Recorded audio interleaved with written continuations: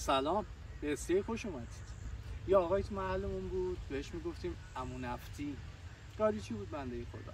یه روز از کنار خونه ما رد میشد و بهم سلام کرد، منم جوابش دادم سلام. چند لحظه بعد صدام کرد، گفت آقا معذرت میخوام، شما جدیدن خونه‌تون رو گازکشی کردین؟ گفتم آره، یه مدتی گازکشی کردیم. چطور؟ گفت آخه مردم محلتون جدیدن جواب سلامای منو خیلی معمولی میدن. گفتم چطور مگه؟ گفت حدس میزنم اونا دیگه نیازی به نفت ندارن، چون قبلا خیلی خوب حال احوال میکردم با هم. موقعی که از پیشش رد شدم دیدم راست میگه. قبلا و تو تمام چند سال گذشته هر وقت این آدمو میدیدیم کلی قربون صدقش میرفتیم، چون بهش نیاز داشتیم. یادمون بمونه هیچ وقت سلام احوال پرسیامون بوی نیاز نده. آدم ها اینو حس میکنن. سعی کنیم با تمام وجودمون